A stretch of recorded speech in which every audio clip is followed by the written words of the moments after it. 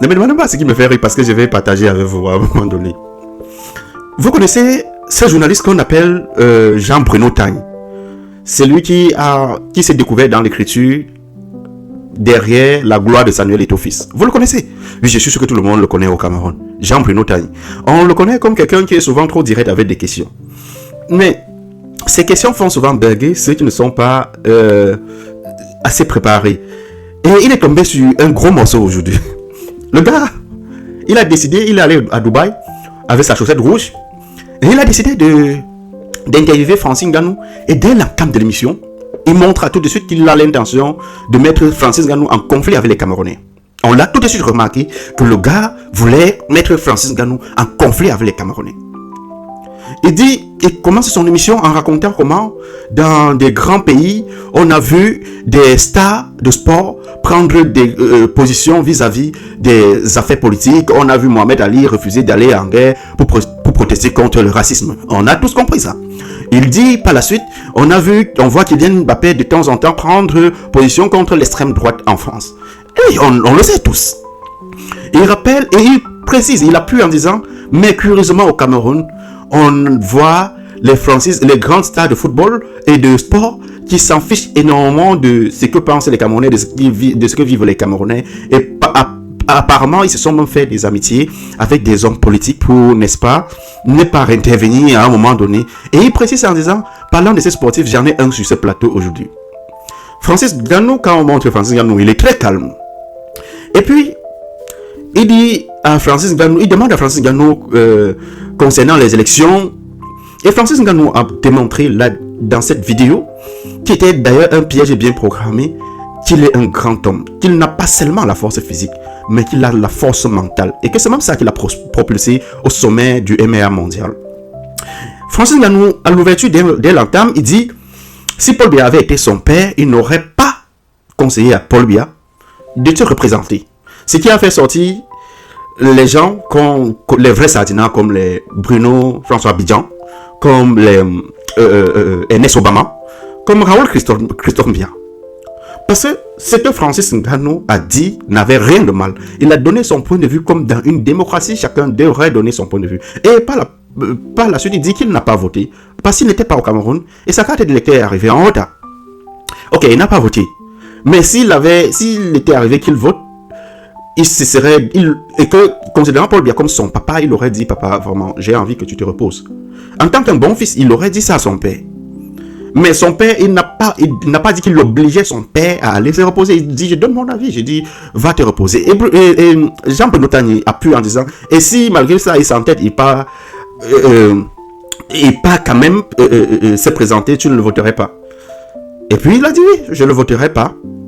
Parce qu'il a besoin du repos. À un moment donné, la nature prend le dessus. Quand il parle du fait que la nature prenne le dessus, il parle de l'âge qui pèse quand même qu'à 92 ans, à 93 ans, on n'est plus quand même assez lucide. Et on a même besoin pour son bien personnel d'aller se reposer, d'aller même au village et on pile le bon macabo, tu manges en même temps. Voilà le projet qu'il a pour son père, si ça avait été son père. Et Jean-Bruno Tagne a pu en disant, et il y a ton ami là, Samuel Eto'o-Fils. Il soutient Paul Biya mordicus, comme s'il avait envie de dire, si Samuel a soutenu Paul Biya, tu dois plus être son ami. Et c'est là où Français nous rappelle qu'on est en démocratie. Et avec mes amis, on ne parle même pas souvent de politique. On a des grands projets pour le Cameroun. On a des projets pour savoir comment investir pour le Cameroun, mais on est en démocratie. C'est ça même qui est l'essence de la démocratie. Respecter les points de vue des autres et les convictions des autres. Ce n'est pas parce que tel a dit qu'il soutient tel candidat et que lui et moi, on est des amis, que je vais le forcer à prendre mon point de vue. Voilà comment Francis voit les choses. Et cela ne change rien en leur amitié, en fait. La preuve en est, Paul Biya a été réélu. Donc, si Samuel avait soutenu un autre candidat, et puisque l'Africafoot, c'est un poste politique, la politique, c'est un jeu d'intérêt. Et Jean-Bruno Tagne a pu maintenant en disant, ah, quand même, Francis, on te voit, tu soutiens quand même ce régime-là, tu as des amis dedans. Et on te voit avec des gens qui ont détruit ce pays, machin truc. Francis demande quand même à l'exemple de qui. Je soutiens qui, par exemple. Je fais des photos avec tout le monde, même toi. Et puis il dit, on t'a vu avec Flambia dîner, machin truc. Francis lui demande, mais il est accusé de quoi? Et puis, par miracle, ce journaliste se plante et dit à Francis, il est le fils du chef de l'État. Franck Biya, les gens, ils se disent, mais il a traversé. Il a fait quoi? Il est accusé de quoi, Franck Biya? Mais c'est le fils de Paul Biya. Il est accusé de quoi? Est-ce qu'être le fils de quelqu'un est une faute? Il est accusé de quoi? Non. Qu'est-ce qu'il a fait? On a l'impression que... C'est curieux. Francis Tibet, attends. Oui, il est le fils du chef de l'État, il est un Camerounais, mais il est accusé de quoi? Qu'est-ce qu'il a fait? Donc, la plus grosse erreur que Franck Biya a commis, son plus gros péché, c'est que son père soit président de la République. Nous connaissons que Franck Biya, depuis que... Moi, par exemple, depuis que je suis né, c'est récemment. Ça fait pas 3 ans que j'ai commencé à voir Franck Biya à la télé. Ça veut dire que le gars s'est carrément exclu de la vie politique camerounaise et personne ne connaît en réalité ses activités. On peut soupçonner, mais personne... Le gars est vraiment comme un fantôme. Alors, on n'a pas dit que... On l'a vu dans des hôtels en train de jouer avec l'argent des Camerounais, machin truc. À aucun moment donné, Franck Biya a été interpellé pour quoi que ce soit. Mais son plus gros péché, c'est son Jean-Bruno Tani. On dit, Francis lui demande, mais il a fait quoi? Il dit que c'est le fils de Paul Biya. Mais attends, être le fils de quelqu'un, c'est pas un problème. Et c'est la même chose qui arrive à l'idole. L'idole, qu'est-ce qu'elle a fait? L'idole est la fille de son père. C'est son plus gros péché là-bas. Son père a commis un acte, on a oublié son père. Et on a fait des campagnes pour détruire cette jeune fille. Qui était... Au lieu de la soutenir, elle pouvait entrer dans une dépression vu ce que son père a fait. Les Camerounais ont dit, mais comment elle a même fait pour réussir? On s'est attardé sur la réussite de l'idole. On a dit, si elle réussit, son père n'a même pas le droit de faire une erreur. Et si son père fait l'erreur, elle est responsable. C'est la même chose qu'on reproche à Franck Biya. La même chose qu'on reproche à Samuel Eto'o fils. Si on l'a vu dans une cérémonie avec Chantal Biya, Samuel Eto'o est désormais comptable de tous les actes de Chantal Biya. Si à la sortie du palais, devant Paul Biya, on tend le micro à Samuel Eto'o, c'est là tout avait commencé. On dit il y a élection en 2018, tu vas soutenir qui? Il a dit devant Paul Biya, toi, qu'est-ce que tu aurais fait? On connaît comment ça fonctionne dans ces pays. Moi, j'aurais dit je soutiens Paul Biya sans réfléchir, sans même passer par sans même avoir à cogiter dans ma tête. Puisque en même temps, le Cameroun était en course pour organiser une Coupe d'Afrique des Nations. Et Samuel Eto'o en même temps était en campagne pour prendre la Fédération camerounaise de football. Et il a donné son soutien à la personne qui pourra le soutenir pour obtenir cette Fédération camerounaise de football. Et les Camerounais naïfs continuent à croire que la politique, c'est de l'émotion. Même Jean-Bruno Tani, qui est assis là, on sait que la politique, c'est un jeu d'intérêt. La preuve en est quand il a appuyé la question en disant, si tu n'étais pas devenu le Francis Ngannou d'aujourd'hui, si tu étais resté dans ton bâtiment natal et que tu n'avais pas réussi à comme le champion du monde, est-ce que Franck Biya t'aurait invité à dîner?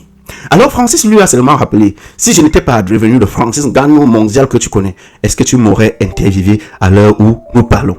Jean-Bruno Tani se retrouvant coincé, il a dit non. Alors, alors voilà. Supposons, est-ce que à l'époque, quand vous étiez dans votre bâtiment natal, si vous n'étiez pas devenu le Francis Ngannou célèbre et puissant aujourd'hui que vous êtes devenu, est-ce que Franck Biya vous aurait invité à dîner chez lui, par exemple?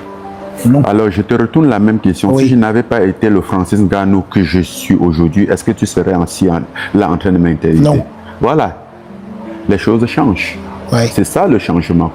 Je ne sais pas, après peut-être il est accusé de quelque chose que j'ignore, et pour ça je m'en excuserai, mais jusque-là je ne sais pas de quoi il est accusé. Je pense que c'est un Camerounais comme toute personne, et